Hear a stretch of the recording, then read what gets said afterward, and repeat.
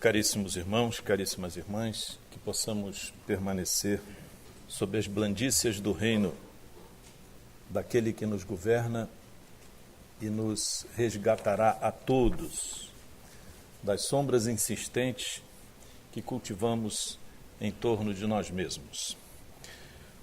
O tema sob a nossa observação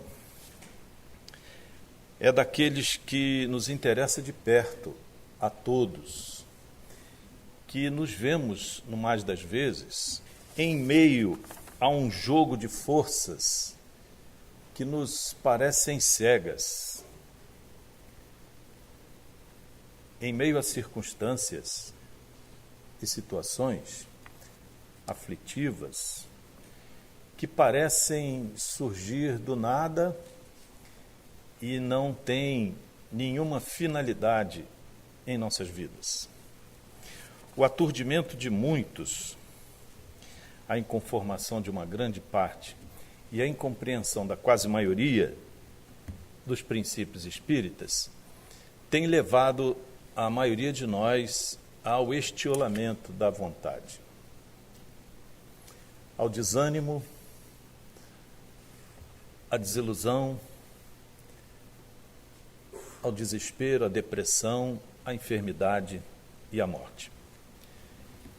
Examinar o poder, o fenômeno do poder, à luz do Espiritismo, comparando com o direito, que é uma das expressões instrumentais do poder,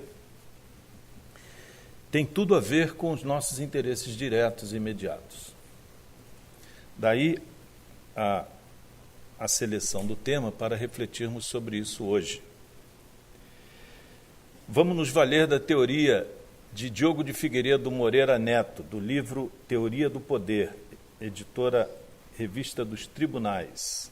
É um cientista social antigo no Brasil, reconhecido e festejado, que diz que o poder é um instrumento que leva à glória ou à desgraça.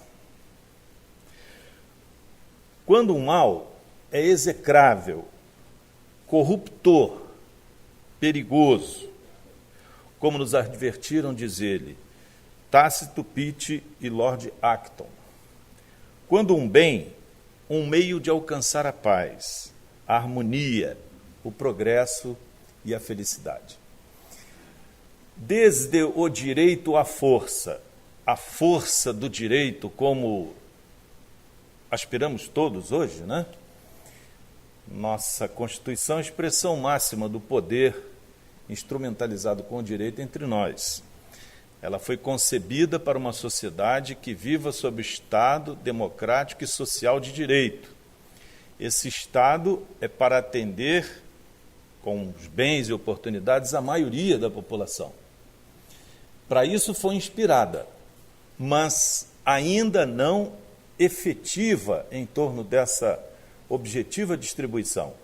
Na verdade, o direito ainda é privilégio de poucos em detrimento de muitos. Apesar de não estarmos mais sob a égide do direito da força, mas da força do direito, ainda nos falta muito para caminhar nessa direção. Em que pese o avanço, nossa Constituição é considerada de vanguarda, né? Mas há os que a consideram ainda insuficiente sob o ponto de vista do direito, e começamos a nossa reflexão por aqui. Porque há outros países, inclusive na América do Sul, que reconhecem, em plano de igualdade, os direitos e costumes dos nativos da terra, como a Bolívia. A Bolívia equiparou a sua Constituição ao direito dos habitantes primitivos indígenas. É um exercício dificílimo, porque é admitir que alguns princípios fundamentais do homem, já reconhecidos universalmente, possam ser tangenciados ou afetados por certos costumes. Então, há de se elaborarem cláusulas que ajustem, né, na justa medida dos interesses também dos indígenas, dos nativos, os direitos que nós julgamos serem os melhores. Porque a nossa cultura europeia, especialmente judaico-romana cristã, germânica cristã, é uma herança trazida para nós como se fosse o máximo em termos de cogitação teórica. Mas, na verdade, não é.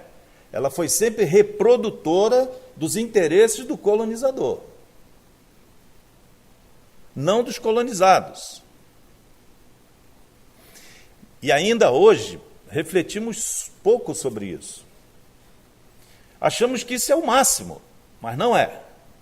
Há heranças ainda em relação ao direito costumeiro muito mais valiosas do que as que acabamos de citar, a brasileira e a boliviana. Angola é um exemplo da vigência do direito tribal. E quem desconfiar desse direito é melhor estar mais atento, né? Porque ele tem princípios que nós sequer conseguimos compreender bem, que dirá exercitar. Há tribos zulus, por exemplo, que não compreendem como é que alguém pode ser feliz em meio à infelicidade dos outros. E não aceitam nenhum tipo de competição que coloque em conflito essa fruição de felicidade. Há até uma expressão que não nos recordamos agora, acho que é Ubuntu, que revela essa noção que está impregnada na alma dos nativos.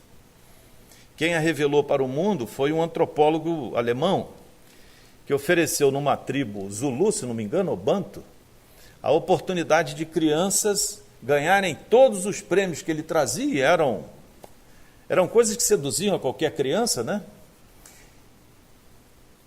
E ele fez a seguinte proposta: os que chegarem primeiro terão o direito de escolher os melhores e usufruírem de tudo quanto possam pegar, só dando aos demais o que lhes aprouver. Preparado o certame, as crianças todas ficaram dispostas no lugar. Sabemos que a África ainda há, só em Angola, 12 milhões de minas terrestres. 18, parece, já foram detectadas e retiradas, mas ainda há milhões de minas terrestres, entre outros problemas. Milhões de mutilados, muitas crianças com defeitos físicos permanentes em razão dos conflitos e das guerras. Também nesse lugar existiam. Então as crianças olhavam umas para as outras, alguns com uma perna só ou sem as pernas não chegariam nunca. E o antropólogo, na sua pesquisa, começou a observar o comportamento de cada um e deu o sinal de partida. Quando ele deu o sinal de partida, em vez de ver poeira se levantando atrás das crianças, ele viu um grupo seguindo, no passo do menos capaz, lentamente, até as frutas, brinquedos e guloseimas que ele tinha trazido. Quando chegou lá, ele perguntou: o que significa isso? E as crianças disseram: ué, tio, você não sabe? Isso é Ubuntu. E ele passou a pesquisar o que significava aquilo, e a expressão significa como ser feliz diante da infelicidade do outro. Uma coisa que é exercitada naturalmente, é um direito costumeiro tribal, mas que está muito além da nossa capacidade de compreensão e exercício. Foi um desafio que ele fez, inclusive. Ué, o senhor é cientista, antropólogo e não conhece isso? No seu país não se age assim? E ele, embaraçado, perplexo diante da situação, não soube o que dizer. Pois é, nós estamos falando de direito, espiritismo e poder. Mas as expressões de poder, o sentido de uma sociedade igualitária, justa, né? Onde todos têm os direitos fundamentais de liberdade e dignidade, nós ainda estamos muitíssimo longe, considerando organizações primitivas como essa, encontradas na África, entre tribos, Zulus, por exemplo, Bantus, entre outros. Falta-nos muito ainda. Aliás, a Universidade de Buenos Aires tem uma linha de pesquisa exatamente nessa direção, né? Um direito tão amplo que possa incorporar às próprias constituições nacionais esses valores que são naturais e estão muito além da nossa capacidade de compreensão ou exercício. Já temos um exemplo desse na Bolívia, né? e outro na África. Angola, a sua Constituição angolana, tem um dispositivo que consagra a igualdade, nivela os direitos dos nativos, tribal, ao direito constitucional, com cláusulas naturalmente de ajuste, né, ante alguns valores que são consagrados universalmente. Para Spinoza, uma pessoa tem tanto direito quanto mais poder tiver. Para Bobbio, a pessoa tem tanto mais liberdade quanto mais poder. Segundo o mesmo autor, Norberto Bobbio, em Ideologia e Poder, editora UNB, a liberdade absoluta seria o poder absoluto, aquele que não se pode opor qualquer obstáculo, e nesse sentido ele concebe a onipotência, um atributo divino. Só Deus tem essa liberdade absoluta. Nessa busca, há pontos de interseção entre o direito, o espiritismo e o poder. Nós vamos ver que o pensamento, o sentimento e a vontade, que são a estrutura do nosso espírito, as necessidades e os interesses, a consciência, a capacidade, a relação e a liberdade são conceitos que se entrelaçam e se combinam nas cogitações que vamos fazer agora. O autor citado, Diogo de Figueiredo Moreira Neto, considera o poder como a capacidade de transformar a vontade em energia. Nesse sentido, ele iguala poder à capacidade de transformação, de modificação do meio ambiente, dos outros seres e de nós mesmos. Poder que muitos de nós têm, mas não sabem sequer como usar. E já poderia começar hoje a fazer isso. O nosso cérebro tem potências que nós desconhecemos e, portanto, não usamos. E estamos falando só do poder pessoal. A fé, segundo o professor Persinger, canadense, é capaz, ele fez 10.000 ensaios, é capaz de curar muitas doenças consideradas incuráveis. E é apenas um movimento simples do cérebro. Ele descobriu que em determinadas condições, especialmente sob a energia da prece, que tem um poder especial, o sistema imunológico atinge níveis tão altos que é capaz de reproduzir condições de reprodução celular, de regeneração de tecidos, órgãos e sistemas. O que significa dizer que nós podemos, alguns podem, porque já descobriram essa fonte,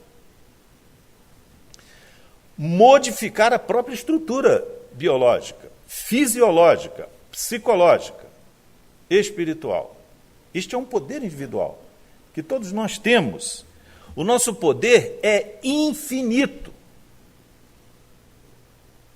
Nós recebemos uma máquina, um instrumento, nosso cérebro, que a gente não usa 12%. Nos testes que esse professor Persinger fez, ele mediu as emissões de energia do lobo frontal, que, segundo ele, era o principal agente dessa modificação interna, né? A maioria de nós não consegue usar 10% desse poder. Deus nos deu um mecanismo que nós somos incapazes de usar na totalidade ainda. E não estamos falando de mais nada senão da simples combinação espírito, psique, matéria, biológico, mais nada, só isso. Quer dizer, ainda não fomos muito além do que alguns gênios entre nós recebem como reconhecimento. Os gênios entre nós usam 12%, 13%, muito pouco além de nós, 1%, 2%. Dessa capacidade que é inerente, é imanente, porque essa energia transformadora foi descoberta por Lavoisier, muito tempo atrás, né?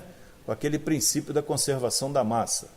Na natureza, nada se cria, nada se perde, tudo se transforma. A questão é que essa transformação está subordinada a centros de poder. E isso foi estudado no Livro dos Espíritos, né? Pode o ser humano paralisar a marcha do progresso da humanidade? Foi a pergunta de Kardec. Poderíamos paralisar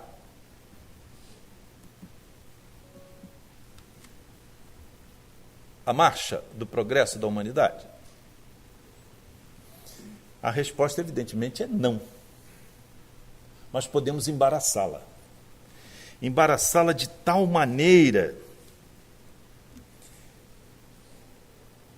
que levemos depois inúmeras reencarnações para recuperar a estagnação que produzimos, às vezes, em minutos. Essa força viva que todos temos e poucos têm consciência, ela pode causar repercussões para pessoas e para nações inteiras, sem nos darmos conta de que isso está existindo. Um dos tribunos mais famosos do Brasil, né?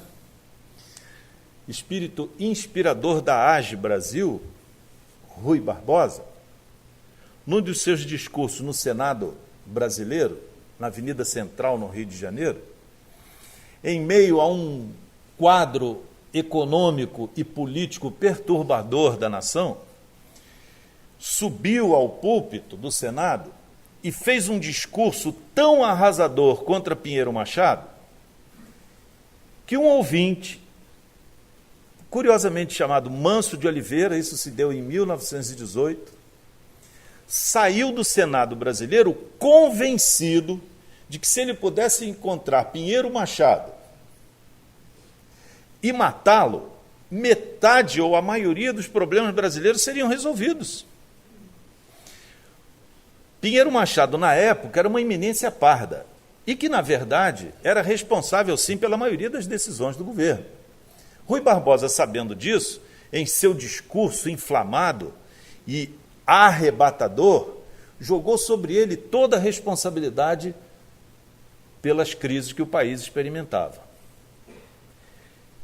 Esse discurso levou Manso de Oliveira a ter um objetivo só na vida: matar Pinheiro Machado. Só que, como nós, uma pessoa simples, não alfabetizada, desempregado, trabalhador braçal, imaginando-se incapaz de mover o mundo, as circunstâncias para transformar naquilo que considerasse melhor, ele era uma das vítimas da crise, porque estava desempregado, procurou informar-se aonde é que Plínio Machado parava mais tempo no Rio de Janeiro.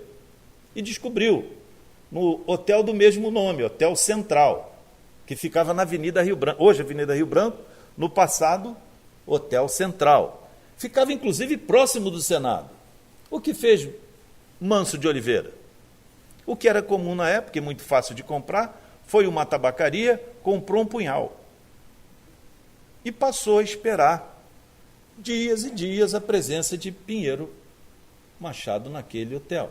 Até que um dia, Pinheiro Machado entrou, sem nenhum cuidado da segurança, porque era coisa que acontecia frequentemente, ele visto todo dia ali como um mendigo, e aproximando-se convenientemente das costas de Pinheiro Machado, desfechou-lhe inúmeras punhaladas. O ato de Manso de Oliveira contra a eminência parda naquela época causou uma perturbação extraordinária ao país. E aí quiseram saber por que ele tinha feito aquilo. Mas por que você tentou matar um homem bom? É o cara que auxilia o país a ser o que é. Aí ele falou: negativo, estão todos enganados. Eu ouvi Rui Barbosa num discurso, estou convencido de que ele é o mal do país. Ele morrendo, o país vai ficar muitíssimo melhor.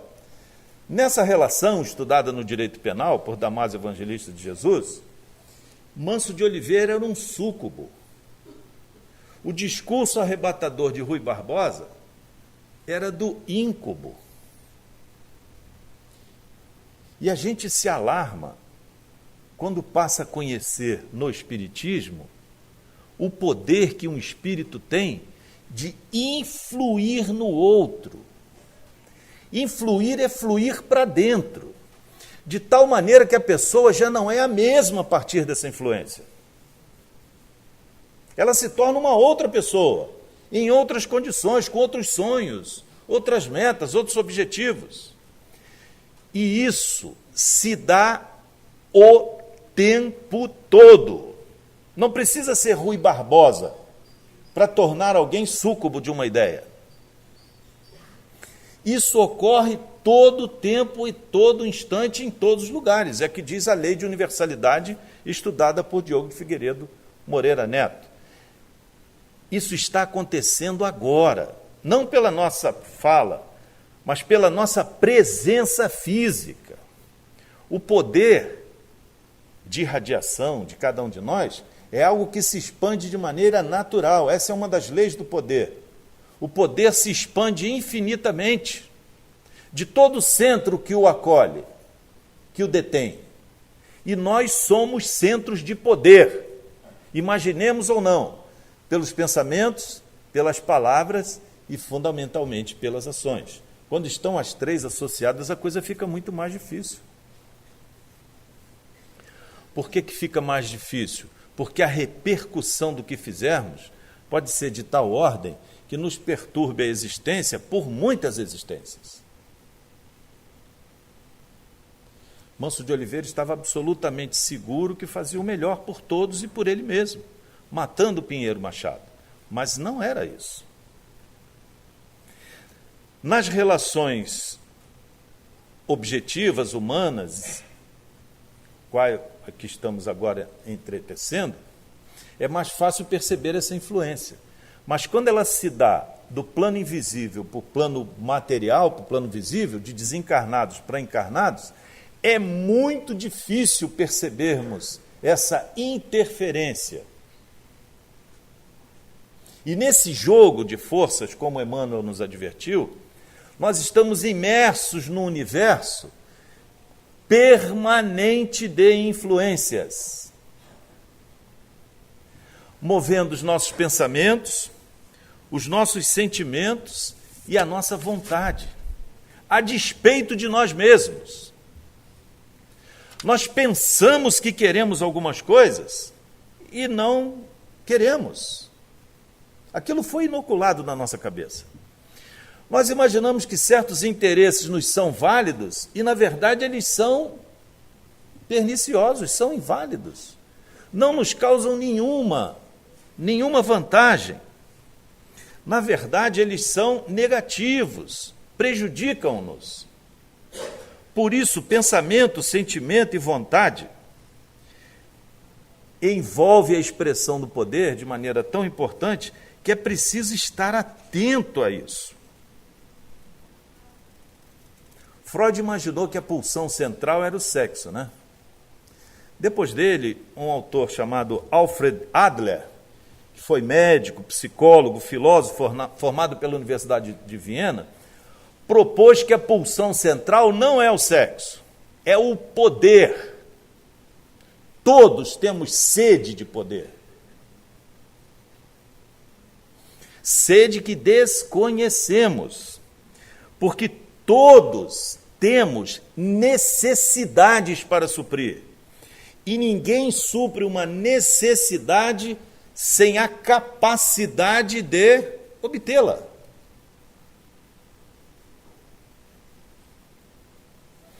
Nessa conjugação de interesses e necessidades, não raro ocorrem conflitos.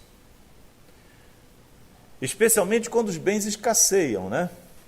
Aí os conflitos são mais sérios.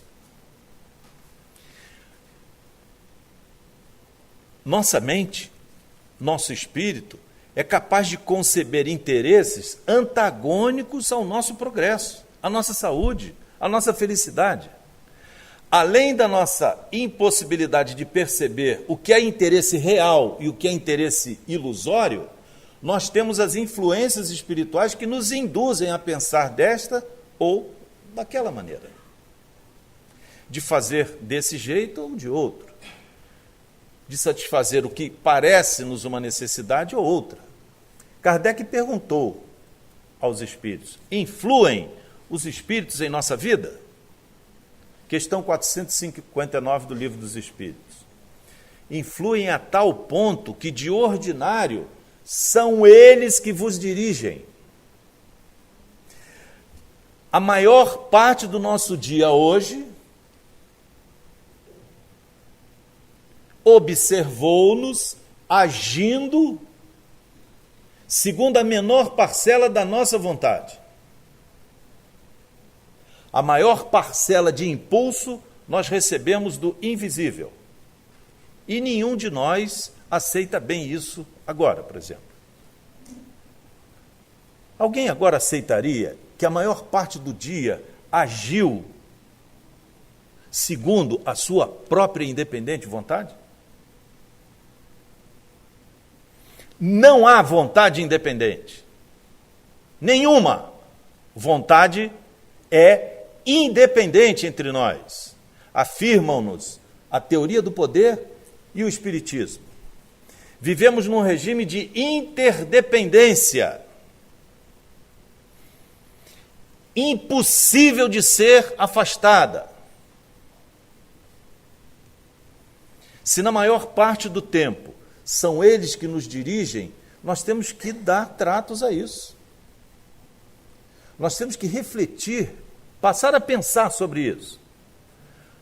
Há um teórico japonês que estuda isso, Okida, e ele diz que a maior parte dos nossos pensamentos não são nossos, são resultado de condicionamentos biológicos, fisiológicos, psicossociais, culturais e estranhos ao nosso próprio patrimônio e interesse.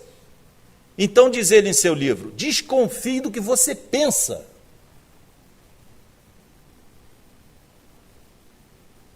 Alguns teóricos do poder acabaram por entender, estudando a gênese do poder, que a emoção seria um impedimento ao exercício do poder. E Benjamin Kidd, em Science of Power, diz que é exatamente o contrário. É um erro do racionalismo positivista considerar a emoção um impedimento à expressão do poder. Continua o teórico. É o controle da emoção e não a sua ausência que marca as civilizações. A que ponto chegamos então?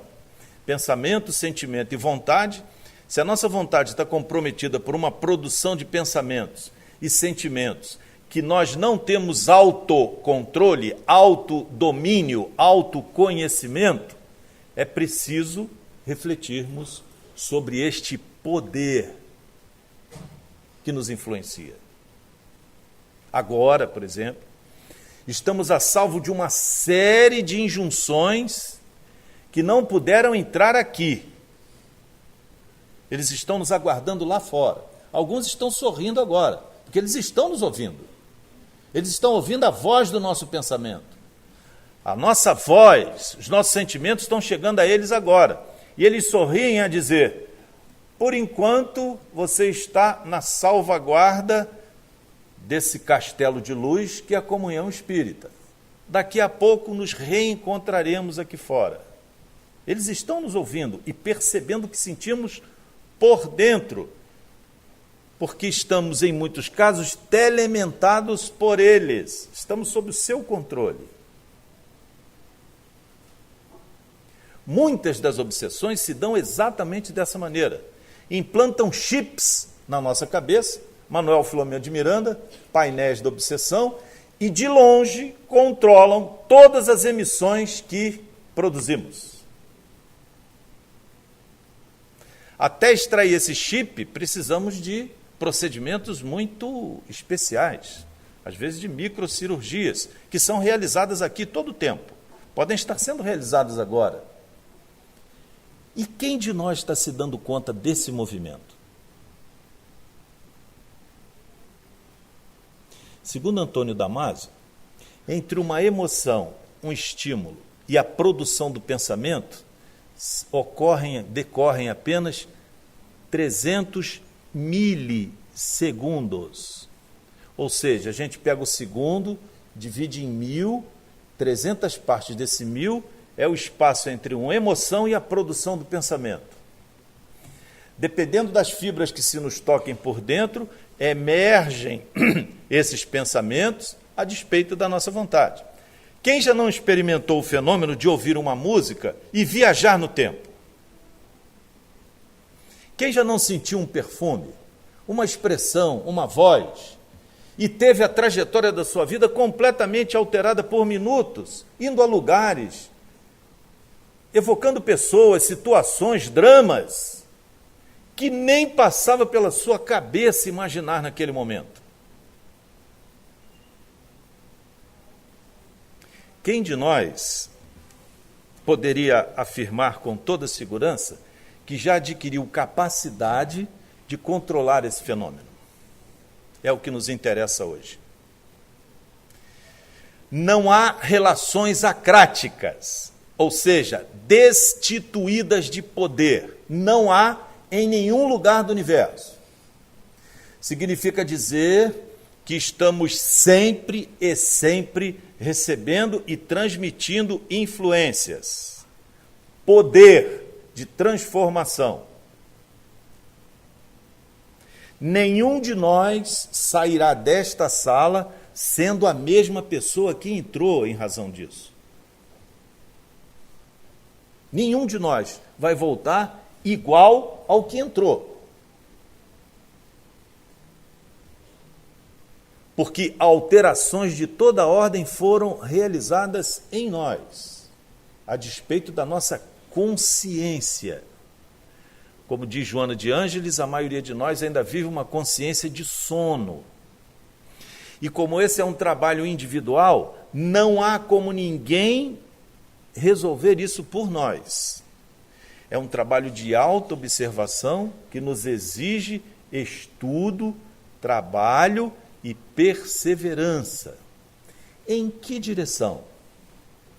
Na ordenação, segundo Catlin, em primeiro lugar, daquilo que pensamos e sentimos.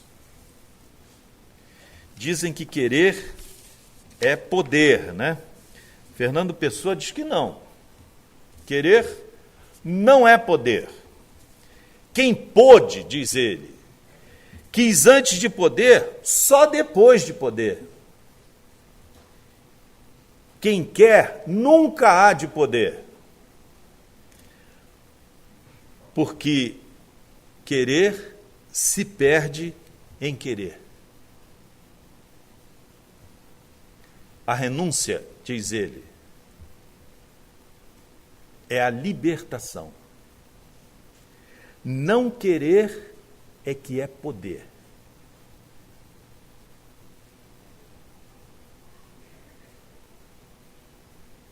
E aqui a gente faz uma parada, né?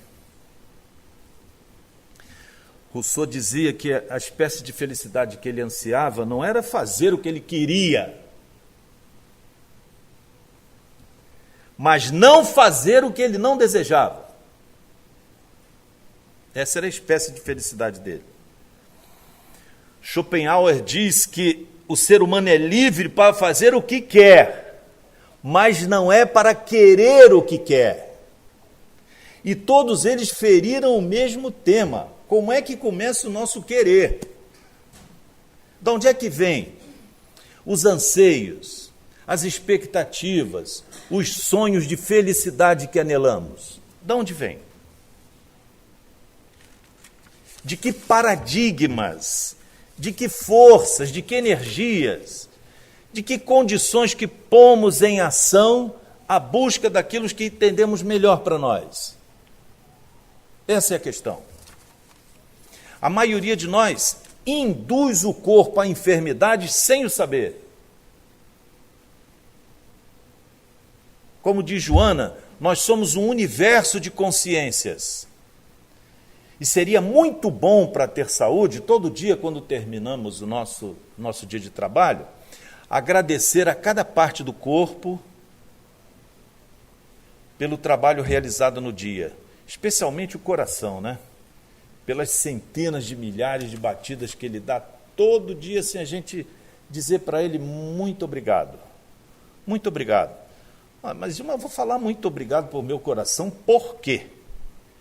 Porque ele é composto de milhões de consciências. Porque o espírito nasce do infinitamente pequeno para o infinitamente grande. E se não há relações acráticas destituídas desta dinâmica de energia, do poder, nós compomos, tal qual o universo, parcela dele.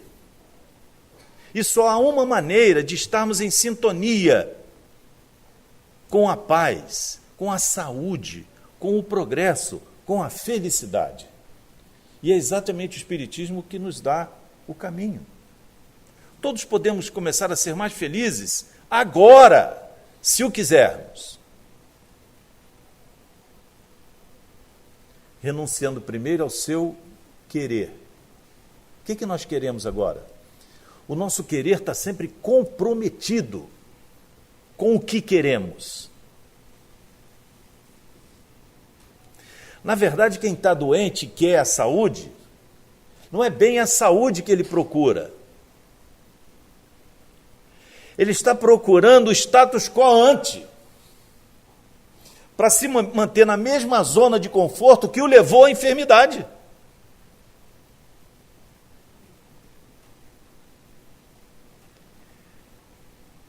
Então, nesse movimento de sentimento, pensamento e querer, de vontade, nós precisamos estar muitíssimo atentos a tudo que nos ocorre. Porque não somos objeto de um feixe de afãs que se movem cegamente pela sociedade. Não somos. Somos centros de poder, consciências que transformam a natureza e transformam os outros. Mesmo que não saibamos, mesmo que não queiramos, ainda que a gente permaneça inerte, nós estamos modificando aqueles que estão ao nosso lado, influindo. Jean-Paul Sartre, em seus estudos, afirma que em toda relação humana, toda, absolutamente toda, coletiva ou individual, há sempre uma relação de sujeito e objeto, como dizíamos, súcubo e íncubo. De tal maneira que um é sempre, ou quase sempre, sujeito, e o outro objeto de transformações. Em qualquer relação pessoal, alguém está funcionando como protagonista e o outro como objeto daquele protagonismo. Ou seja, transformando-se para se adaptar aos afãs do outro. Só que há um dilema existencial para ele, né? Que via nessa relação de maneira pessimista um caminho sem volta. Ninguém consegue ser protagonista o tempo todo. E ninguém, por menos que queira, vai permanecer objeto o tempo todo. Então essa posição é pendular. Ora sujeito, ora objeto. Ora sujeito, ora objeto. Ora sujeito, ora objeto. E todos nós, nesse compartilhamento de energias, sonhos, esforço, trabalho, estudo, empenho, busca, estamos exatamente em igualdade de condições. Mas é preciso considerar os caminhos que nos possam levar à possibilidade de transformação do sistema. De que sistema falamos? Estamos propondo a transformação do mundo? Estamos propondo a transformação do cônjuge? Estamos propondo a transformação dos amigos, dos colegas de trabalho? Estamos propondo algum mecanismo que nos livre das injunções do meio, das pessoas, das leis, das circunstâncias? Absolutamente não. Não é disso que estamos falando. O Espiritismo estudando o poder, nos dá a chave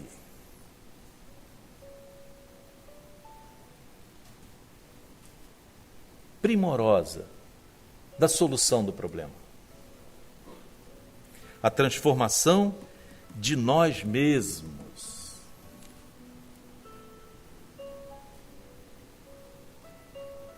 É preciso fazer alguma coisa que mude a nossa forma de estarmos diante da vida. Nosso olhar, nosso sentir, nosso querer há de mudar em alguma coisa, em algum aspecto, de maneira que progressivamente renunciemos a nós mesmos. É a renúncia aos seus afãs que nos acumulará poder de transformação de nós mesmos.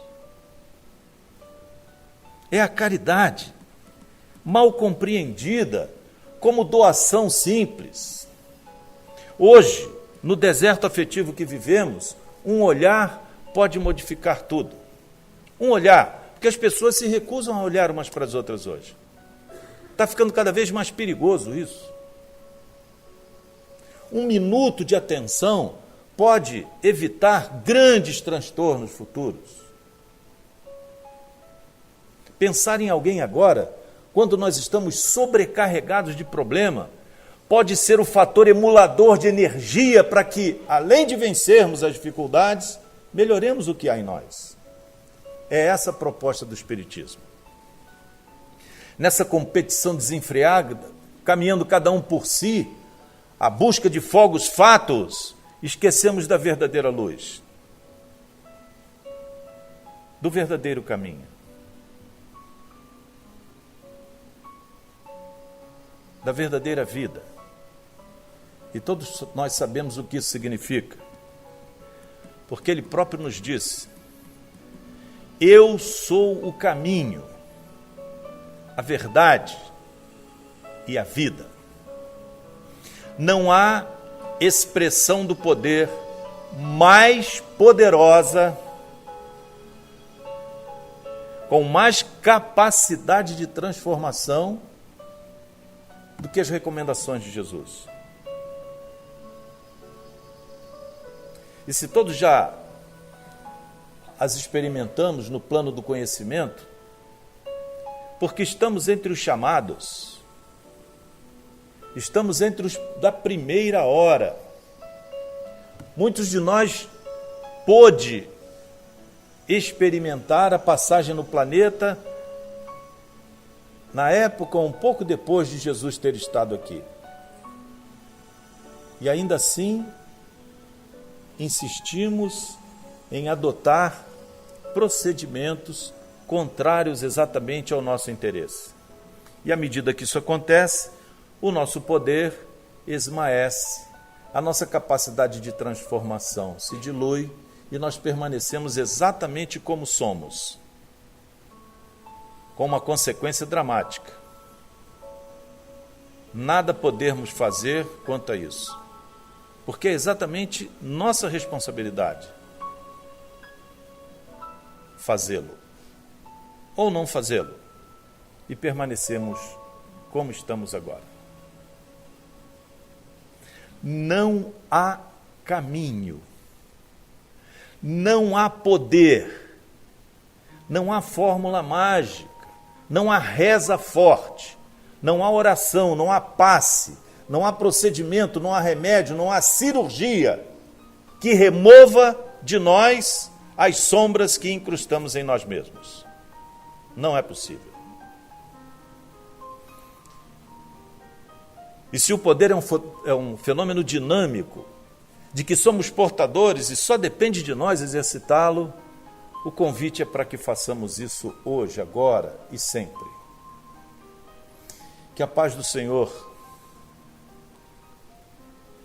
que tão magnânima que é, nunca nos deixou sozinhos em ponto algum da nossa trajetória.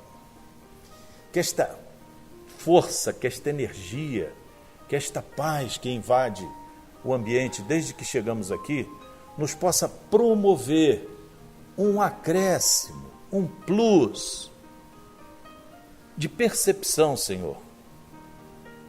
Ilumina o nosso íntimo de maneira que nos descubramos, nos identifiquemos melhor, Senhor, nos conheçamos melhor. Dá-nos capacidade de observação, Senhor. Não nos deixemos enganar pela nossa malícia, como diz Emmanuel em Caminho, Verdade e Vida. Que não nos enganemos com os nossos preconceitos, julgando-nos melhores do que somos em realidade. Daí a recomendação de nos colocarmos sempre em último, porque colocando-nos como primeiro, já temos a visão tisnada pela aparente superioridade que queremos impor e não temos. Nenhum de nós está em condição de se colocar acima ou à frente do mais humilde que se encontre aqui ou em qualquer ponto do nosso caminho. Esse é o princípio. Sob pena de não vermos o que seria possível. Já não vemos. E quem não percebe, não tem capacidade de escolher, de ajuizar, de sopesar, de avaliar o que fazer depois. Porque, na verdade, eu sou melhor do que você.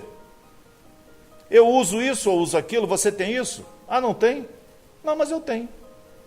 Somos possuídos pelos que temos. E, na verdade, Emmanuel nos diz que nós devemos ser, ou deixar-nos ser, possuídos pelas riquezas imperecíveis. Quais são as riquezas imperecíveis? Se não acumularmos, a força da necessidade nos fará acumular, a despeito da nossa vontade. A paciência. Ou conquistamos a paciência, ou nos tornaremos pacientes, de qualquer maneira, por a termos ou por enfermarmos. A renúncia.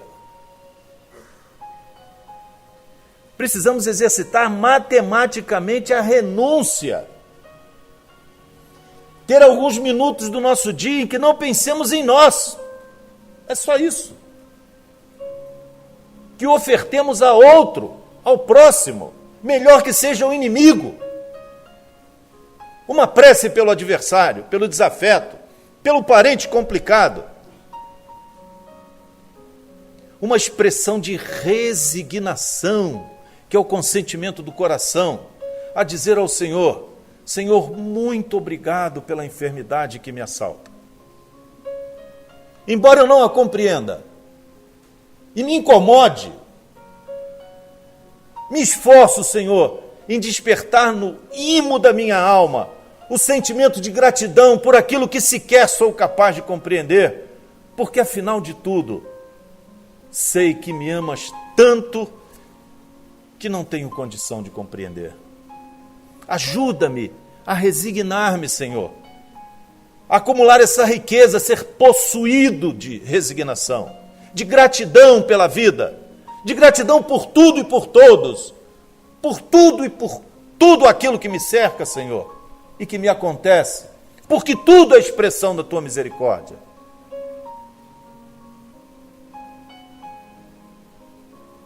Permita-me,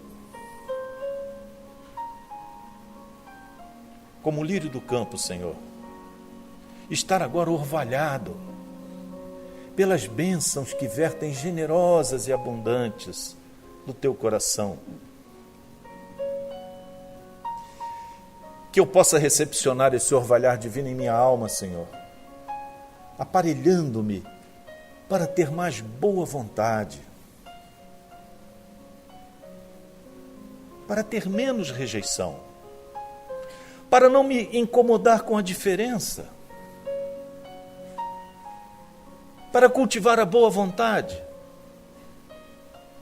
para me compadecer daqueles que, na verdade, Senhor, sofrem muito mais do que eu. Impregna-me deste sentimento de compaixão, Senhor, porque estou cego e surdo aos apelos daqueles que, na verdade, dependem de mim sofrer menos. E quantos dependem de nós para sofrer menos? Quantos? Não, de mim não. Porque eu não vejo, eu não sinto. Não sabia. Você estava esperando isso de mim? Não, eu não sabia. Estamos cegos, surdos aos apelos que nos chegam invisíveis e às vezes já não chegam mais, porque desistiram de nos procurar. Não podemos ser esse terreno árido que não produz frutos de paz, de boa vontade, de conforto, de esperança, de alegria, de motivação, de luz à nossa volta. O que temos cultivado para nós mesmos é exatamente o que produzimos para os demais, para os outros que nos cercam. Dá-nos coragem, Senhor, de maneira que, a despeito de tudo, possamos continuar buscando, convictos, certos, absolutamente seguros de que procurando, acharemos, buscando, receberemos. Dá-nos a tua paz, não para que afruamos de maneira egoística e contemplativa. Dá-nos a tua paz para que a conduzamos por onde formos, Senhor, porque queremos estar e permanecer contigo, tal como agora, para sempre, por todos os dias, horas e momentos da nossa vida. Que assim seja.